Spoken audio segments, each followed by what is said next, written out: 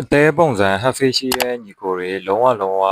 ညှပ်ဖို့မသင့်တော်တဲ့သပင်ကေတွေကိုဒီဗီဒီယိုမှာကျွန်တော်ပြောပြပေးမှာမို့လို့ညီကိုတို့က half face အသေးပုံစံရှိတဲ့သူတွေဆိုရင်တော့ဒီဗီဒီယိုကိုဆုံးဖြတ်ကြည့်ပေးပါအသေးပုံစံအများစုကနှစ်ဖူးပြန်ကနည်းနည်းကျယ်ပြီးမေးစီဘက်ကိုခြုံပြီးဆင်းသွားတဲ့ပုံစံဘက်ကိုသွားတယ်အဲ့တော့နှစ်ဖူးပြက်ကိုမကျယ်စေဖို့သတိထားပြီးညှပ်ရမယ်ပေါ့နော်နှစ်ဖူးပြက်ကိုပိုပြီးကျယ်တဲ့အောင်ထင်သွားစေတဲ့မလိုက်ဖက်မဲ့ကေ၄မျိုးကိုကျွန်တော်ပြောပေးမယ်နော်နံပါတ်1ကတော့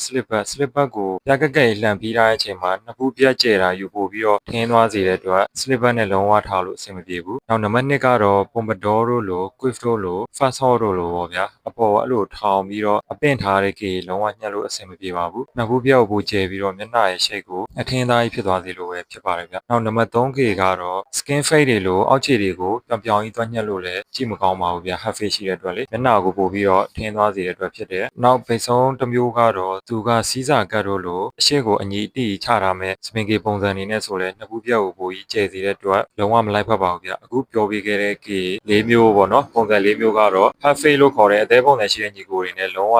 မလိုက်ဖက်မဲ့စပင်ကေပဲဖြစ်ပါတယ်နောက်နေ့တွေမှာ half face တွေနဲ့လိုက်မဲ့စပင်ကေတွေကိုပြောပြပေးမှာဖြစ်လို့ကျွန်တော်ကောက်လေးကို follow ပေးသွားဖို့မမေ့နဲ့နော်နောက်ဗီဒီယိုတွေမှာပြန်တွေ့ပါမယ်ဗျ